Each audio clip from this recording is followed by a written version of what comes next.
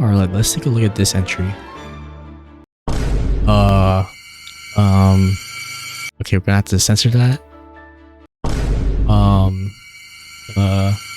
Bro, what is this?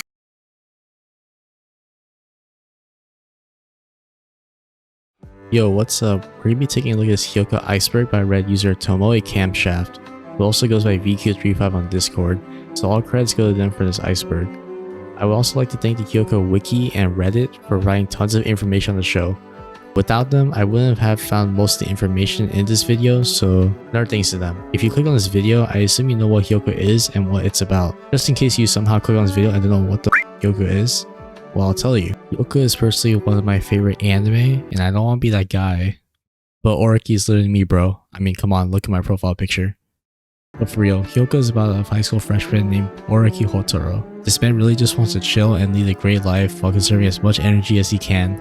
Unfortunately, his lazy days come to an end when his older sister Tomoe forces him to join the classic literature club to save from being disbanded. Oriki then heads to the club room and sees a girl standing there. Her name is Uchi Tanda, and she mentions that she already has joined the club and is the club's new president, and asks how did she get into this room if Oriki needed a key to open it. Oriki then gives her the explanation saying the school janitor locked the door with his spare keys. From here on, Chitanda eventually drags Oriki into solving various mysteries throughout the series, and their friends Satoshi Fukube and Mayuka Ibara also join the Classic Literature Club. It's basically a small rundown of the series, but the anime actually adapts the Kotenbu series, which is a series of novels with its first volume being called Hyoka. I want to also explain how an iceberg works for someone who doesn't know.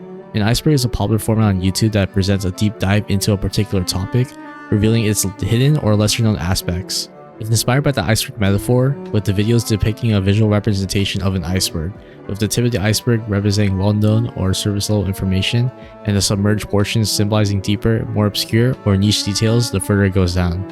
Also, disclaimer, I haven't watched the show in like 2 years, but in making this iceberg, I rewatched part of the show and took a look at the wiki. So if I'm missing any information, please leave in the comments down below. Or if I've had any miscorrect information, please leave in the comments too. With that being said, let's get into this iceberg.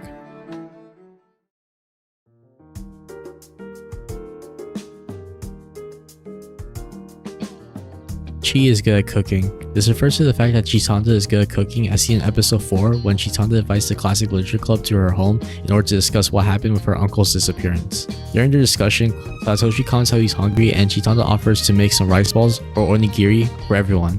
All of them have a positive reaction towards her cooking, even leaving Oriki with a surprising reaction. Also in episode 14, the Classic Literature Club is seen competing in a cooking contest against the other clubs for the school festival. We see Satoshi cooking one dish in the time it takes Chitanda to cook 4 dishes. Satoshi even comments that he had no idea she can cook so well, even though she literally cooked that onigiri for him when he was hungry in episode 4, but whatever. Chitanda also comments that Oriki saves energy. This entry simply refers to Oriki's model of conserving energy and not doing things if he doesn't need to, but if he needed to do so, he'll do it quick. Of course, throughout the series, Oriki goes against this motto various times after hanging out with Chitanda and the others, doing things he normally wouldn't do. He is curious.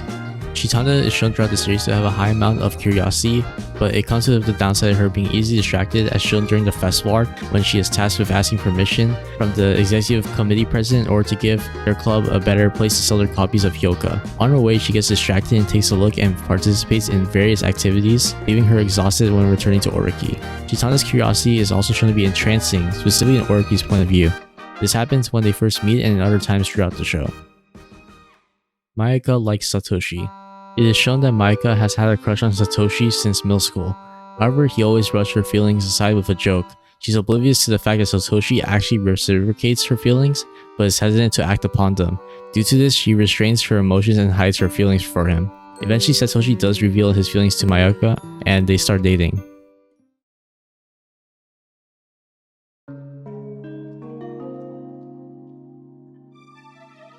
Oriki plays with his hair when he thinks. Oriki is seen throughout the series to play with his hair when he is in deep thought. Other characters have been shown to catch onto this habit of his. The dish Chi made during the festival was giseyaki. During the school festival cooking competition, the announcer commented on how Chitanda was cooking giseyaki. Usually this dish is called gisei tofu and is considered to be an example of traditional cooking, which is why the announcer describes the dish as Chi ranked 6 in her first year.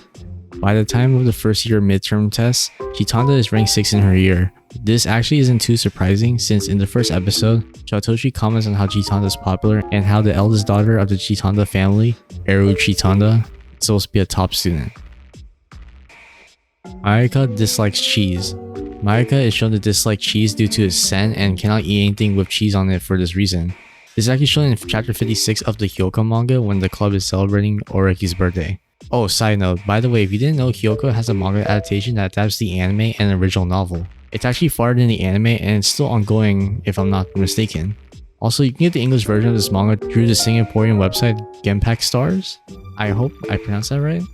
They currently only have volume 13 and 14 on their website, and actually I would like to put my own entry into this iceberg. Hyouka English manga. The Hyouka English manga is actually pretty rare and hard to collect. There are like no search results on eBay, and the international websites only have the most recent volumes. The best way to collect them all in my opinion is to look at some Southeast Asian websites and stores, or specifically Malaysian and Singaporean websites and stores. I believe the English releases of the manga were only published and released in Southeast Asia for some reason. So if you live in Southeast Asia, please give me volumes 1 to 12. I'll pay you the big bucks. Just kidding. You could potentially collect the entire English release of the manga and be one of the only few people to do so, like this guy on Reddit. Alright, off my tangent and let's get back to the iceberg. Mayaka cosplays. Mayaka is shown during the school festival arc to be cosplaying 3 different classic manga series. Now, don't kill me for my pronunciation. Frollerbericherry Frol from They Were 11, Ako from Himitsu no Ako-chan, and Senri Mariko from Rainbow Parakeet. This makes sense considering she was in the manga research club, with the other members cosplaying as various Volkoi artists such as Kagamine Len, Kagagime Rin, Megurine Luka, and Hatsune Miku, of course. The reason she joined the Lit Club was to remember why she cried to her uncle's reply. In episode 3, Chitanda reveals to Oraki that her uncle went to India 7 years ago and has never been seen since. She learned that her uncle used to be in the classic literature club and asked him about it when she was little. She remembered crying at her uncle's response but doesn't know why. This led to her joining the classic literature club to uncover the mystery of her uncle's disappearance and most importantly why she cried at her uncle's response. Oraki gets motion sick. In episode 7, Chitanda thanks the club for helping with her uncle's case and asks if they would take a trip to the hot springs together. They all agree on this, with Oraki reluctantly agreeing. We see them take a 1.5 hour bus trip to a station or something like that, and Oraki is feeling motion sick after the bus ride. They then get on a car and drive to the inn they are staying at, with Oraki dying on the way there too. It seems like our guy gets motion sickness pretty easily due to his lack of exercise and energy conserving ways. Oraki is a bookworm. Throughout the series, we see Oraki reading many types of books. It actually seems like Oraki already had an interest in reading before joining the Classic Literature Club since he has a bookcase in his room that he shares with his sister Tomoe. Chi's favorite drink is matcha milk. According to the Hyouka wiki and official website for the Kotenbu novels, it states that Chitanda's favorite drink is matcha milk. And I honestly couldn't find where in the anime she says this or where this is implied, but I guess it's a fun fact. Chitanda's uncle was a former member of the literature club. Chitanda mentions to Oraki during their meeting at the cafe, which is a real-life location you can visit by the way, that her uncle was a former member of the literature club, and this is her main reason of joining the club, since this club could have leads to why she cried and the mystery surrounding her uncle. Chitanda's uncle went missing in India, dead or alive not confirmed. It's reported that Chitanda's uncle Jun Sekitani went missing in India and has not been seen since. It's not confirmed whether or not he is dead or alive, but I honestly think he's alive, and maybe in later volumes of the novel, whenever they get released, we might see Jun Sekitani make an appearance or so, since Oraki's sister Tomoe travels a lot and has been in India previously. Also, throughout the novel, she is mentioned traveling from New Delhi to Beirut, so this could potentially lead her to finding Jun.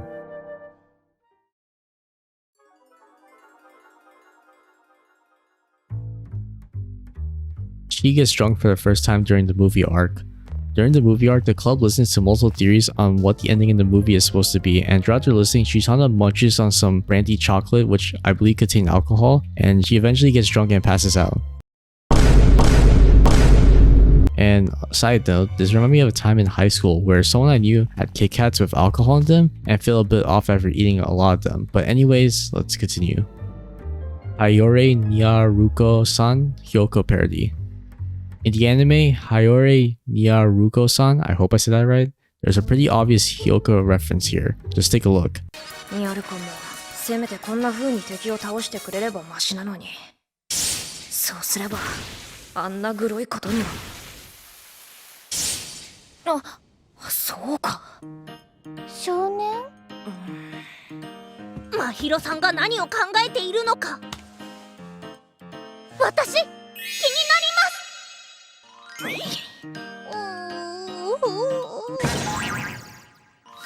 真宙さんの愛が身に染みます。Hyoko in 30 Seconds. Hyoko in 30 Seconds is a YouTube video by Until Dawn Creeps, and this is basically a parody slash a bridge of Hyoko, even though it's more like Hyoko in 71 Seconds. 雷。それも3度も。そんなことがあるのか。面白そうですね。それならチタンだ。何か一つ状況を出してみろ。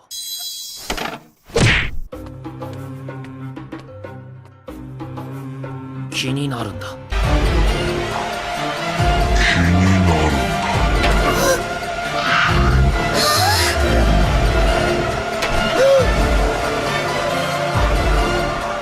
図書館に寄るが、お前も来るか？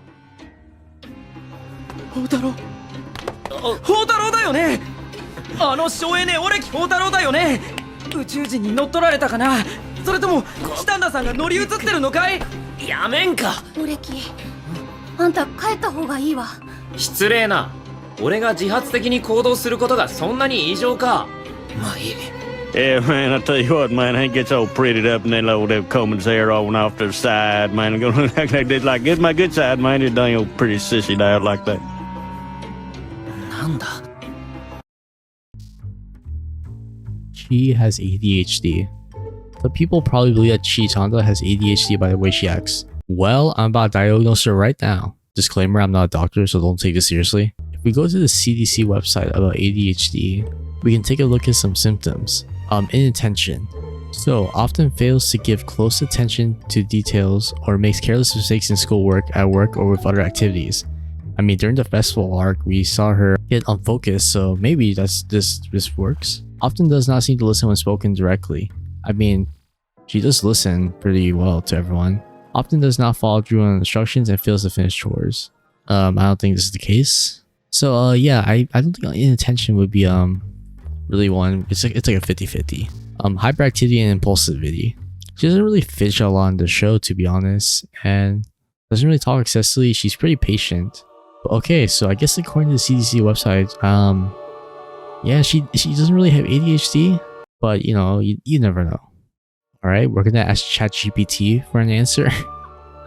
Okay, so I mean, ChatGPT doesn't say that she has it, so I guess this entry is debunked. Satoshi has an inferiority complex. Satoshi has been shown to have sort of an inferiority complex when comparing himself to Oriki. During the school festival, Satoshi discovers that different clubs have been getting things stolen from them. He uses this opportunity to prove that he can solve this mystery by himself without the help of Oriki. At the end of the arc, we see that Satoshi is quite jealous and admits defeat to Oriki after he solves the Jumanji case. He says, まったく期待以上だよ、宝太郎。 showing that he feels inferior to Oriki. Sakamoto appearance. The character Sakamoto from the anime Nichijou actually makes an appearance in Hyouka. In episode 5, Sakamoto can be seen in the background when the club is heading to the library to talk to the librarian about the Hyouka mystery. Oriki is depressed. Just like with Chitanda, some people believe that Oriki has a mental illness, more specifically depression. Well, I'm about to diagnose him right now. Same with Chitanda, if we use the CDC website for depression symptoms, you can see some conditions. So, one says, feeling sad or anxious often all the time. I mean, Oriki's not really sad or anxious, he's just more like chilling. Not wanting to do activities that used to be fun. Well, he still reads, and we mentioned that he loves reading. Feeling irritable, easily frustrated or restless. I mean, that's kind of true. You can fit this description. having trouble concentrating, remembering details, or making decisions. Well, that's like the opposite of Oriki's character. So according to the CDC website, Oriki is not really depressed. I mean, he has maybe like a symptom or two, but not really. So now let's take a look at ChatGPT. Okay, so actually according to ChatGPT, he exhibits some traits that are associated, but it doesn't really want to diagnose him. So I guess according to ChatGPT, he doesn't really have depression symptoms. So I guess this entry is debunked. Irisu likes cute things but acts cold. Irisu tends to put up a front and act cold due to being put under pressure from her successful family. According to the Hyouka wiki, she puts up a strong front and goes as far as to deny she likes cute things. But in episode 17 during the school festival, we see Irisu taking a look at some cute plushies showing a different side of her we don't normally see. Tomoe used to be part of the classic literature club. It's actually revealed later on in the novel that Oriki's sister Tomoe used to be part of the classic literature club. That makes sense considering she wanted Oriki to join the club, and she mentioned the location of the old anthologies from the classic literature club. The Rex 46. This is a YouTuber from the Rex 46. Just take a look.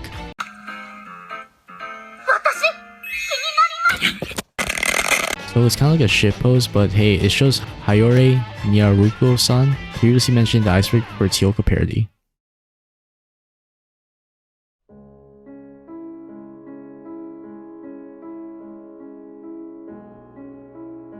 Oriki and Satoshi's voice actors were involved.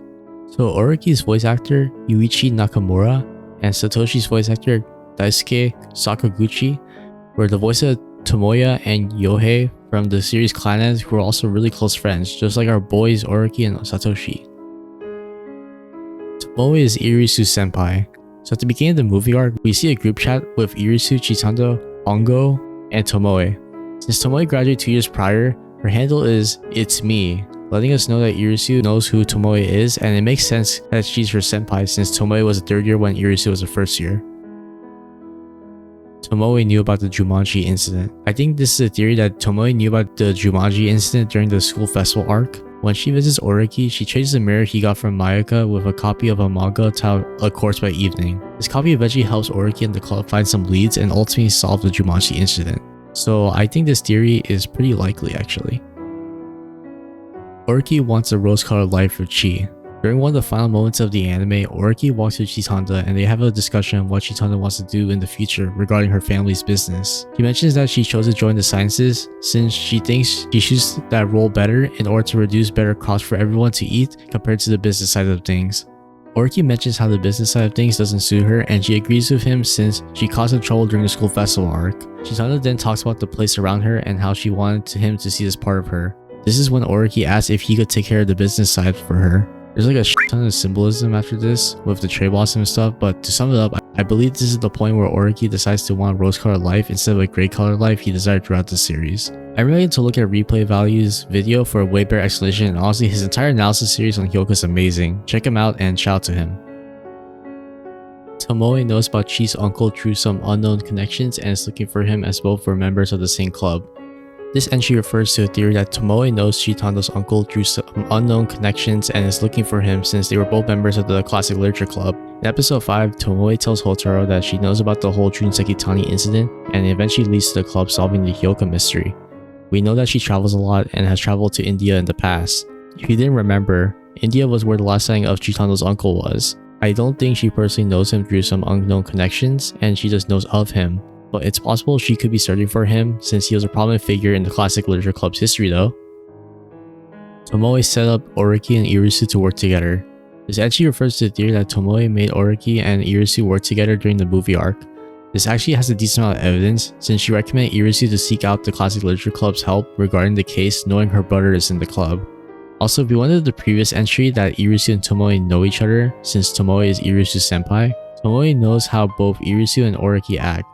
So it would make sense that she would think that making the two work together would be beneficial in solving the case and even improving themselves as a person.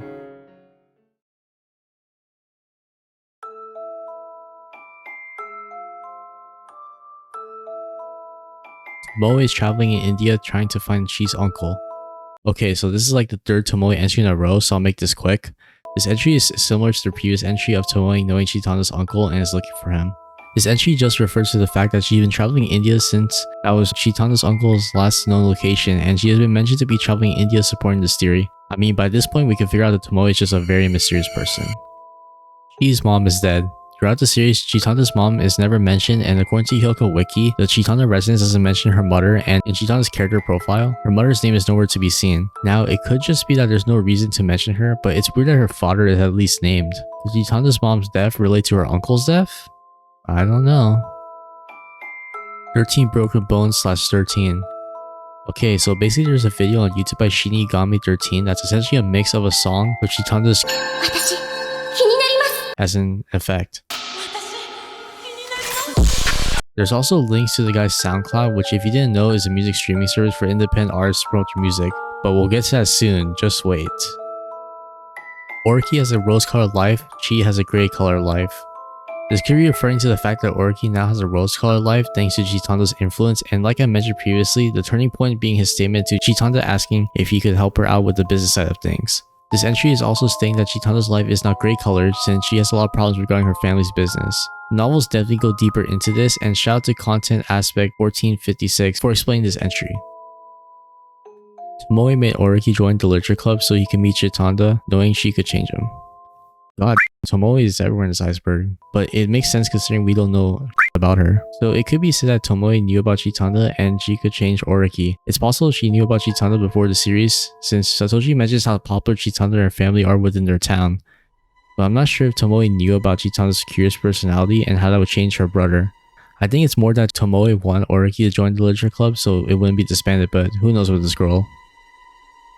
Eagerly 107, 105, 105, 113. So I'm gonna be honest, initially I didn't know what this was. So I asked the creator of this iceberg, and you can see that he mentioned that it's a song on SoundCloud, and there's a few dark trap beat artists who have an edgy anime aesthetic who uses Chitanda's on their beats. I'll show some here. By the way, please don't copyright strike me.